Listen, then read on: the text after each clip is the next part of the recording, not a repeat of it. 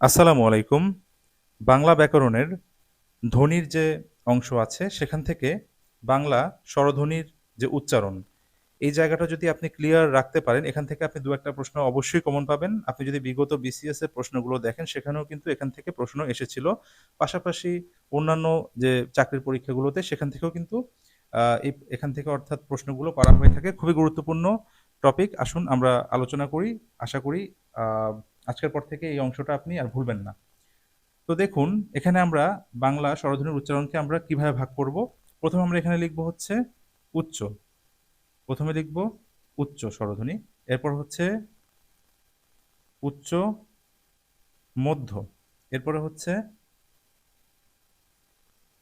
নিম্ন মধ্য এবং হচ্ছে নিম্ন। আচ্ছা, এখন দেখুন, উচ্চ একটা আছে হচ্ছে সম্মুখ।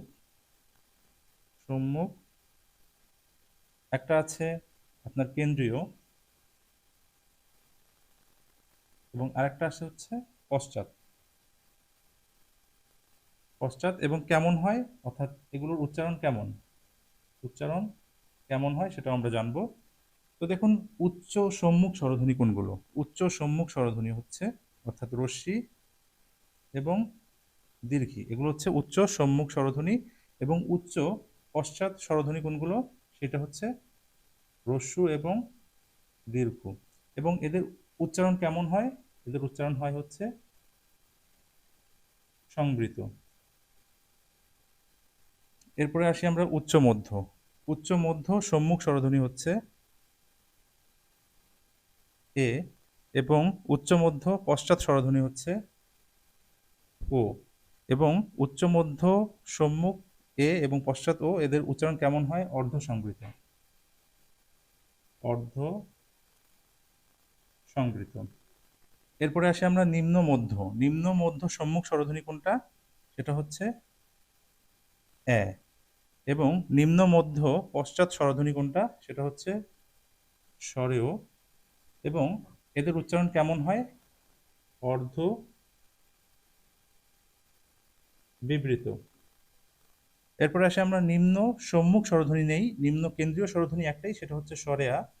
এবং পশ্চাৎও নেই, এটার উচ্চারণ কেমন হয়?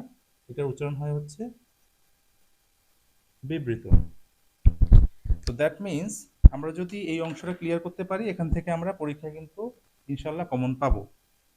তো সেক্ষেত্রে দেখুন, আবারও একবার আমরা আলোচনা করি। উচ্চ সম্মুখ স্বরধ্বনি হচ্ছে রস্যি দীর্ঘি। উচ্চ পশ্চাৎ স্বরধ্বনি হচ্ছে রস্যু দীর্ঘ।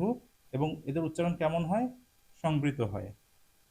উচ্চ মধ্য সম্মুখ স্বরধ্বনি হচ্ছে এ। উচ্চ মধ্য পশ্চাৎ স্বরধ্বনি হচ্ছে ও এবং এদের উচ্চারণ কেমন হয়? অর্ধ সংবৃত হয়। নিম্ন মধ্য সম্মুখ স্বরধ্বনি হচ্ছে অ্যা এবং নিম্ন মধ্য পশ্চাৎ স্বরধ্বনি হচ্ছে স্বরেও এবং এদের উচ্চারণ কেমন হয়? অর্ধ বিবৃত হয়।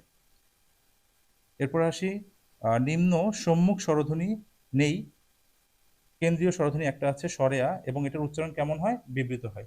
অর্থাৎ এখান থেকে আপনার বিভিন্নভাবে প্রশ্ন করতে পারে উচ্চ সম্মুখ স্বরধ্বনি যেটা আছে সেটা কি কি? এটা। পশ্চাৎধ্বনি কি কি? এটা। এবং কেমন হয়? সংবৃত হয়। অর্থাৎ এখান থেকে আপনি যদি ভালোভাবে এটা পড়েন, অবশ্যই আপনি এখান থেকে কমন পাবেন ইনশাআল্লাহ। তো সবার জন্য শুভকামনা থাকবে। আল্লাহ হাফেজ।